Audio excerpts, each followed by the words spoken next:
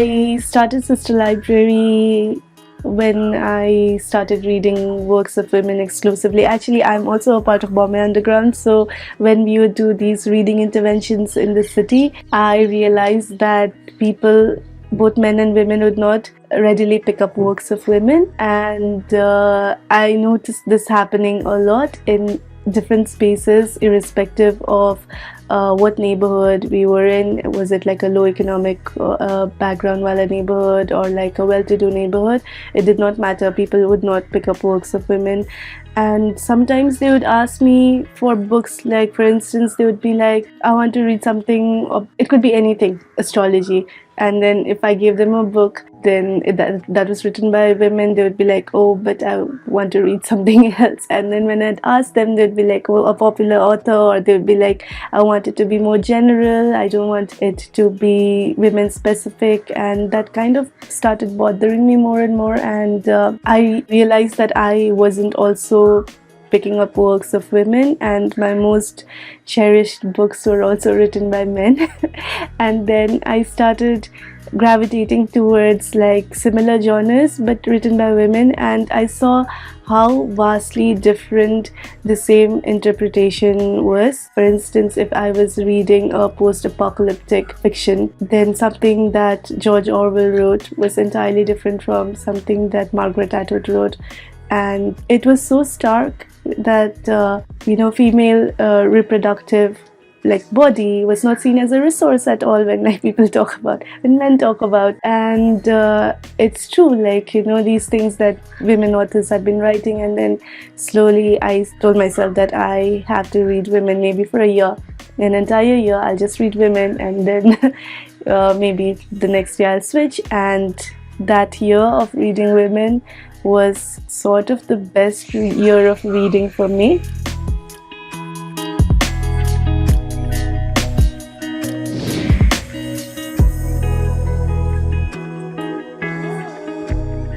I think it was 2018 we started traveling, but before Sister Library, then, like, because I was reading women exclusively and I'd already started talking about these books to like my friends, and they had started borrowing books from me and I would be lending them books. But also, like, because these books were so rare, I did not want to lose these books, so I started maintaining a small diary of books that were taken by my friends, and it was like a record.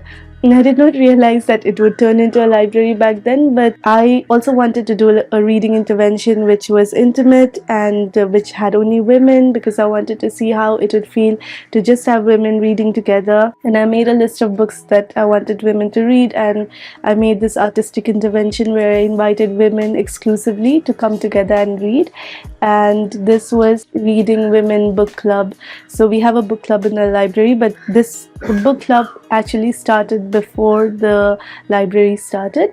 So I invited women and we would sit together, and we would read one book per month, because like not everyone had the time to read like I did. I used to read one book every day. I used to finish, because I came across this interview of Bell Hooks where she said she reads one book every day, and then I challenged myself to do that, and that was the year I was doing this. So I was reading.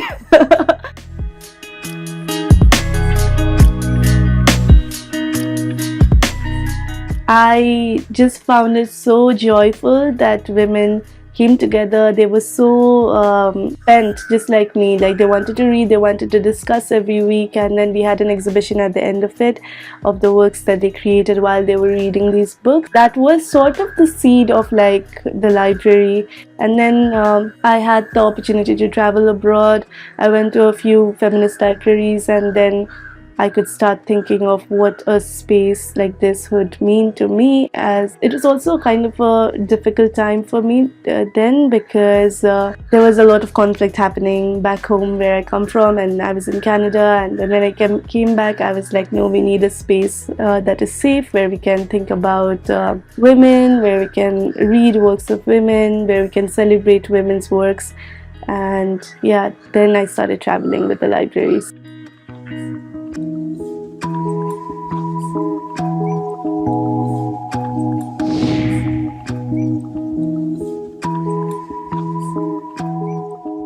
The first year was traveling through India. I first went to Delhi with a collection of 100 books.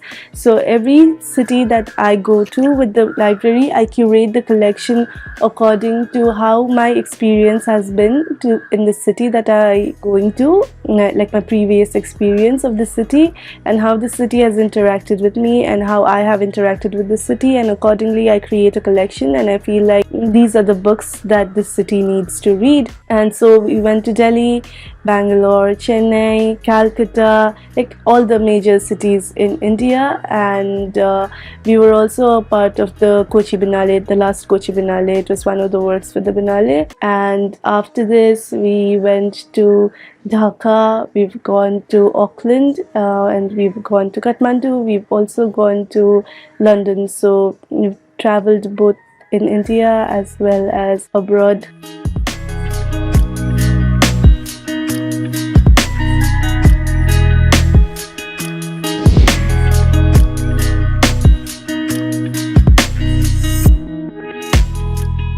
The traveling is always joyful, but what brings me so much joy is to see different women and just people, also men from different socioeconomic backgrounds, come here and like really enjoy works of women and celebrate the works that are in the library. Like there have been instances when people come in and then they are so taken by the books here that they have literally fell on their knees and they start crying like it's a holy space.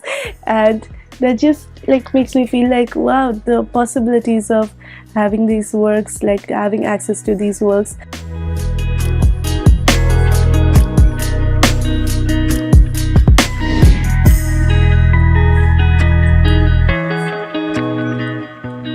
The library is open to men and women, but there are specific events that we have for women exclusively, and this is because these events need like special focus on women, and then like others will not benefit from it. And also women need a safer space for these events to happen. So we have the Mahila Mandali, which is a women's only circle where men are not allowed to come.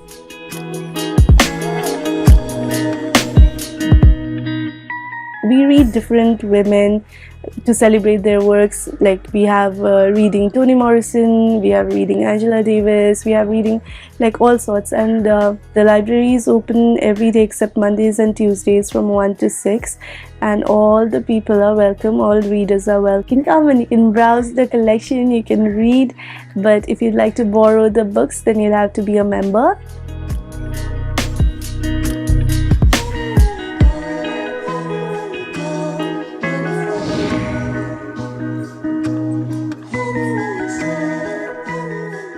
Persepolis, which has been one of the most popularly read graphic novels from our collection. And the book that I would recommend people to read is Urmila Pawar's Mother Wit. It is a collection of short stories and it is great writing. There's lots of things to read.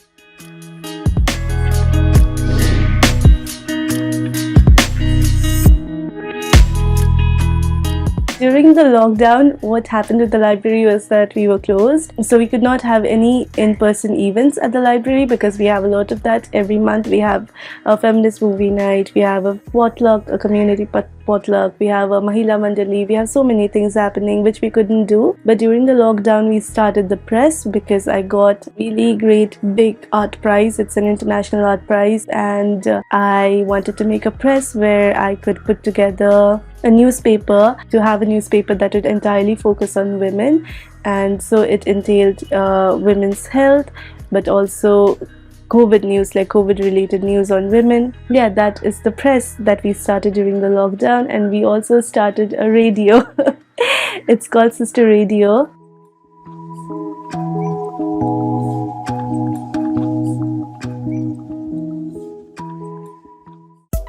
Subscribe to Midday India. Get direct notifications on all our videos by clicking on the bell icon.